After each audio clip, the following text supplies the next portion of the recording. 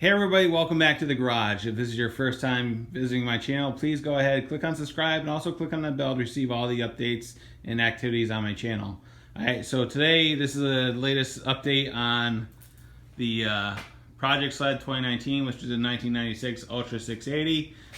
This engine has a bad crank, so what we're going to do is we're going to document the process of the teardown, and we'll go from there. So as we go along, I'm going to be bagging and tagging all the fasteners because it's probably going to be about a month and a half before this thing gets rebuilt, and you know, it's going to take like 3 or 4 weeks to source parts and then availability and everything else. So if you're doing something like this, bag and tag your parts.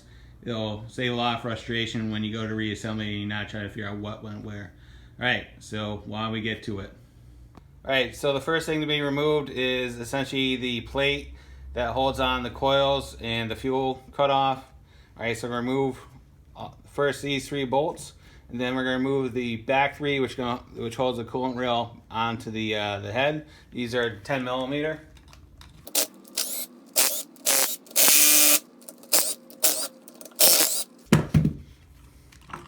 Once you remove it, it comes right off. Alright, so the next thing we're going to do is remove the coolant covers from the head. There's 4 bolts on each one, and these are 12 millimeter.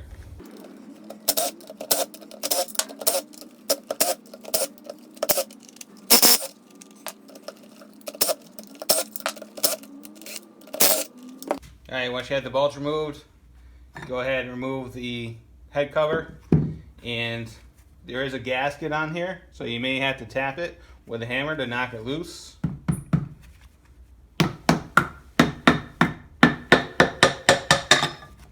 Alright, it'll just come right out. Alright. And just like everything else, we're going to bag and tag these as well. Alright, so now we're going to remove the actual heads. There are 6 bolts per head, and these are 12 millimeters, so go ahead and pop those out.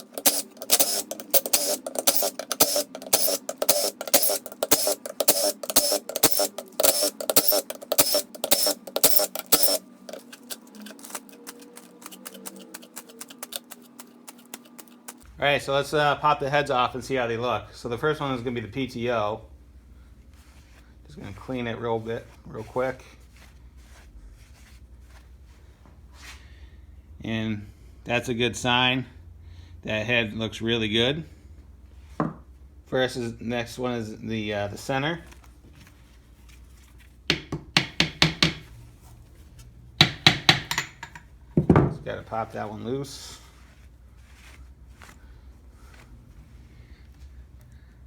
Center looks really good too.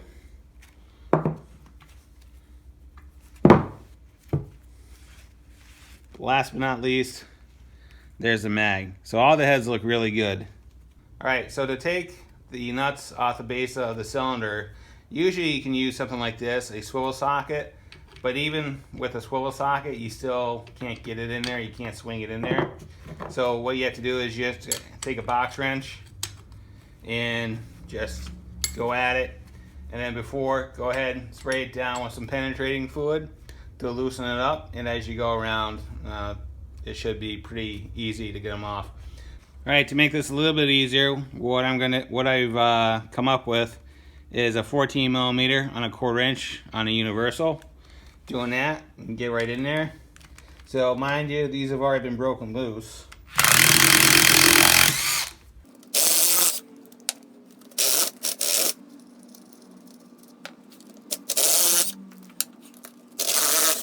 So now that we have all the nuts removed, what we're going to do is we're just going to grab the cylinder and just pry it off the piston.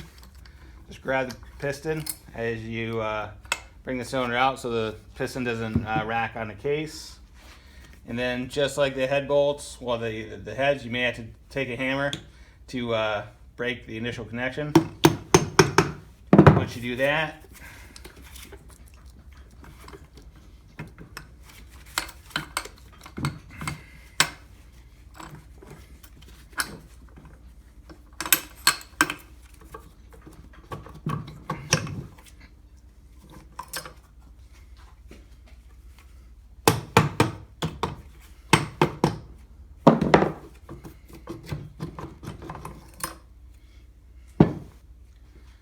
Okay, so what you want to do now is, now that you have the clips removed, you want to remove the center pins from the pistons. There's a right way to do this and a wrong way. Fortunately, I'm going to do it the wrong way because I already know this crank is bad, so I don't care if I damage the connecting rod bearings or anything like that. So the right way is to use a piston puller. The one I normally use, the improvised device, I can't find the nut for it to pass through, so I'm just going to use a socket to tap them out. Again, this isn't the right way to do it, but again, I already know this crank is no good, so I am going to use a socket to drive them out.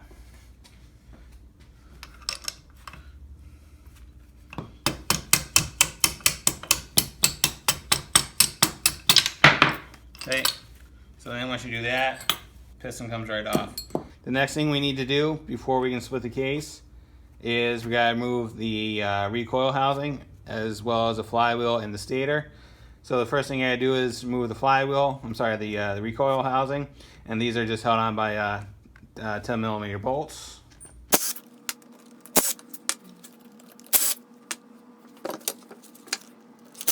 Okay. So now that you have all the bolts removed, go ahead and grab your hammer, tap it, and the recoil housing comes right off. Okay, the next thing is we need to remove the recoil cup, and the cup is held onto the flywheel by, what we got? We got 6 10mm bolts. Go ahead and remove those.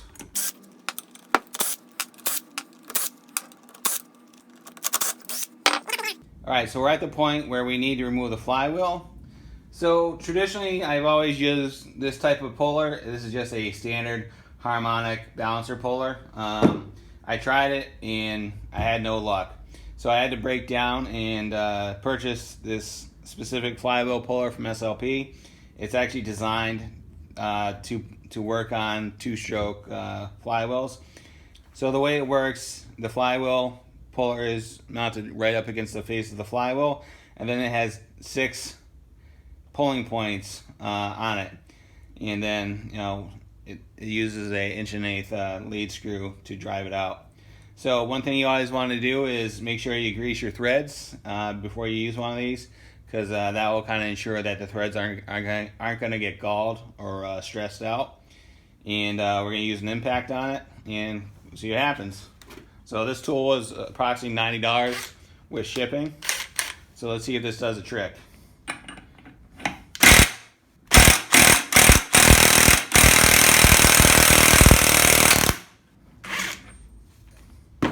There it goes.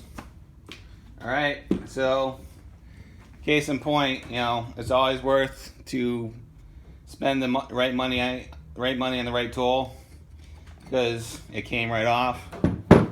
And again, using this guy, I struggled with it for the better part of a day trying to get it off, and no luck. But using this type of puller, took all 30 seconds and it worked great. So there you go.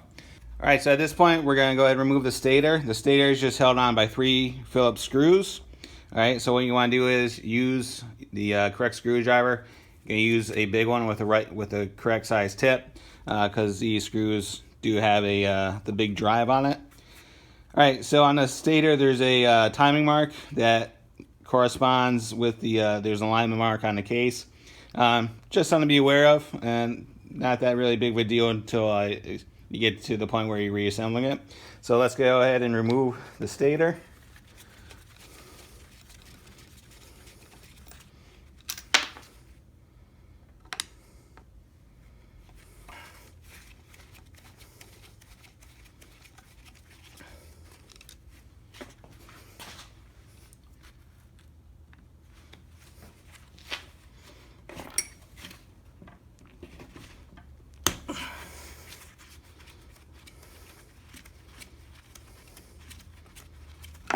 All right, once you remove the 3 screws, just grab a little pry bar and just get behind it and just break it free, and then the whole thing will come right out.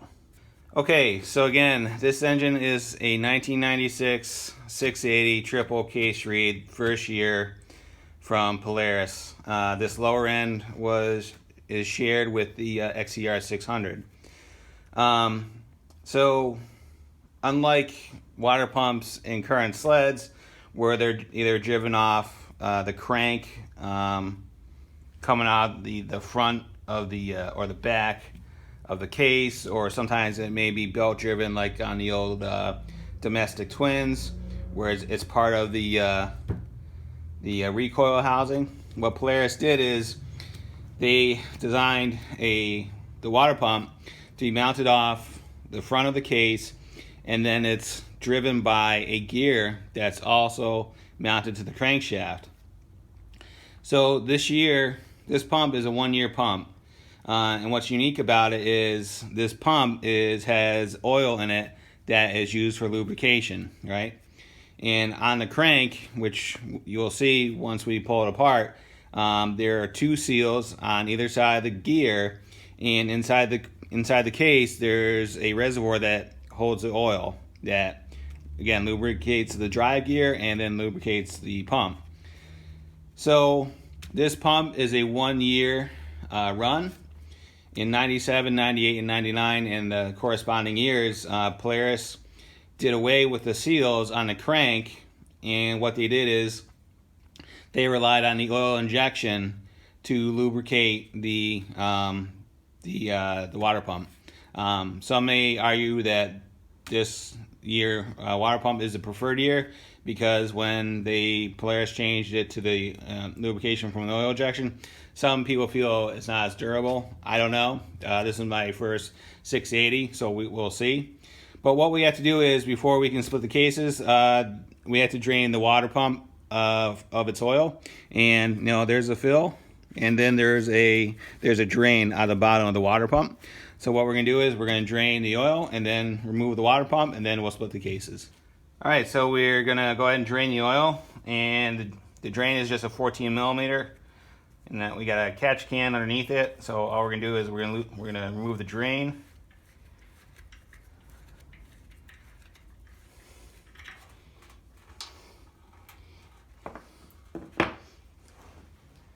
And then what we're gonna do, we're just gonna pop this up.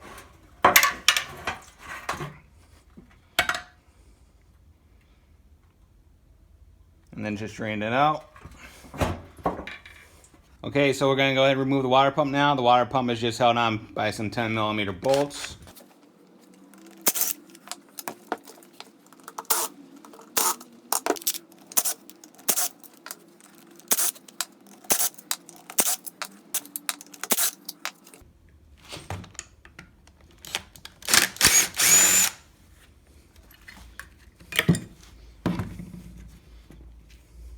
Here's the water pump. Here's the gear that we were talking about. And again, there's a corresponding gear that's on the drive shaft. All right. All right, so now we're going to remove the 2 mounting straps from the bottom of the engine. And these are just held on by 4 16 millimeter bolts.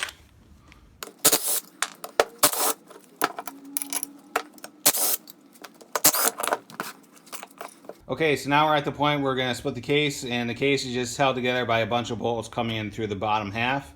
They're mostly, what are these?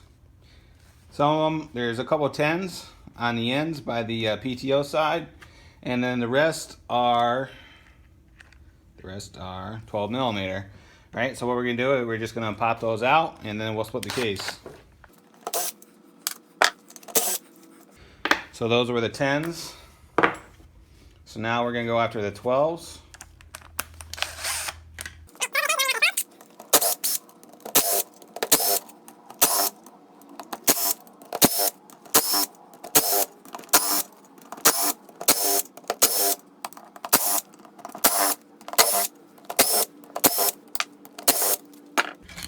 So just like before, we're going to bag and tag everything.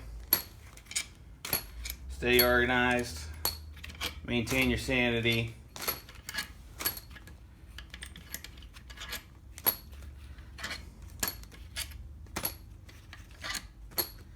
All right, so we got all the 12s out. Now there's 2 13s that we need to pop out.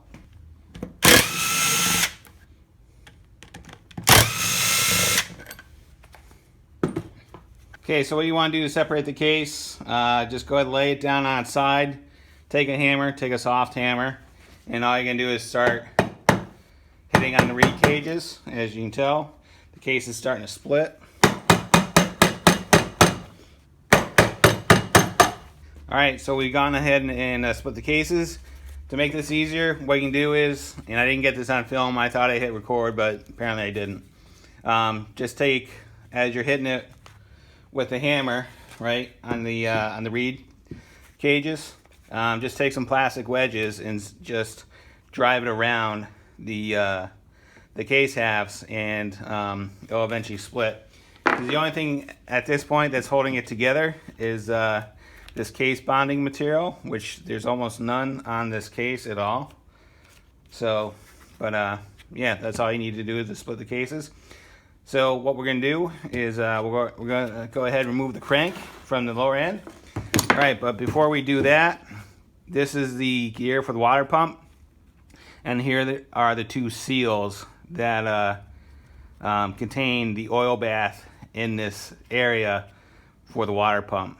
So again, in 1997 and the preceding years, these seals were removed and the water pump was lubricated by the oil injection system. All right, so what we're going to do now is we're going to go ahead and remove the crank from the lower end.